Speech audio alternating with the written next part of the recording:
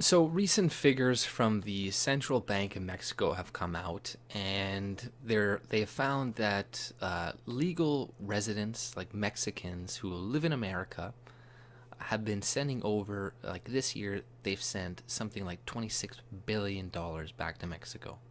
And this has been increasing over the years, but it usually hovers around, yeah, like 25 billion, 24, something like that, right?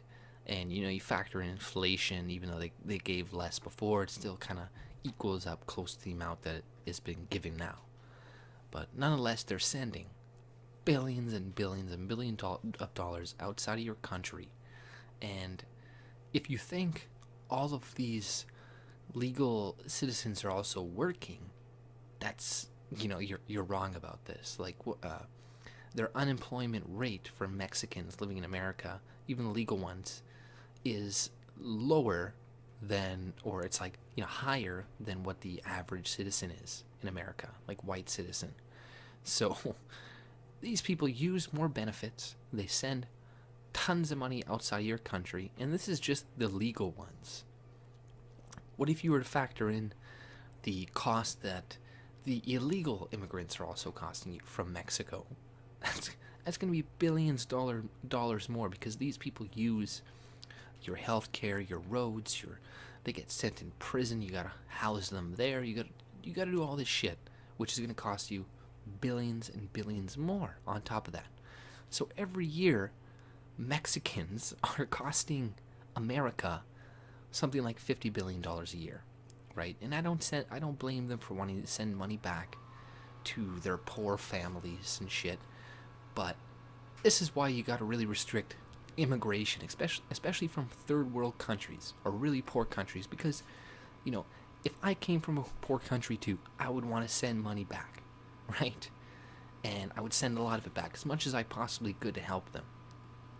But if you keep doing that, if you keep bringing these people in your country, over time, they're going to send all of the money outside of your country. And then everybody's going to be worse off, because you're going to be a poor country. You're not going to have as much money to help these countries out when they really need help. And it's just going to be worse off for everybody. Because if we're not bringing people into our countries that are bringing value, that are actually creating jobs for other people, then what is the point, right? There is no point. And like this is Mexico's like largest export. They make more money from this than they do from their oil trade, right? If like man, you're literally propping up their economy, and you don't want to build a wall that's going to cost you $10 billion. If you would have built this years and years ago, you could have saved a lot of money, because a lot of these legal citizens were probably illegal at one point, were given amnesty under Reagan, or were fucking anchor babies. So you gotta change that law too. Get rid of the anchor baby thing, because that's really fucking you. Really, really, really fucking hard.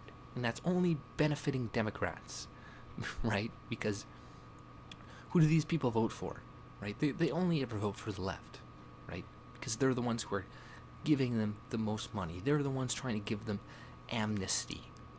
they're no, they're the ones trying to make it easy for them. They're the ones letting them get driver's licenses and stuff, and vote in certain elections, right? Like they're allowed to vote in certain county elections and shit, like legally, which is fucking insane.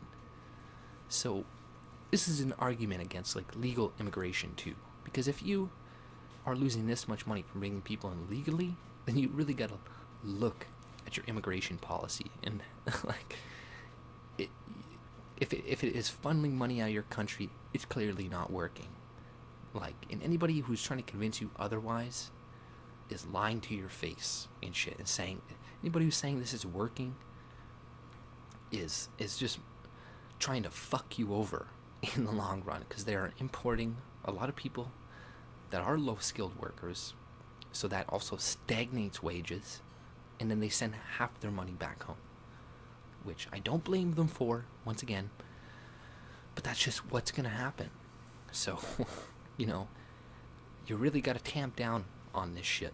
And if you don't build a wall, at least enforce the immigration laws, right? And give hefty fines to employers who hire illegals, right? Or even prison time for some corporations and stuff like that. Because if these people stop hiring illegals, then they will self-deport, right?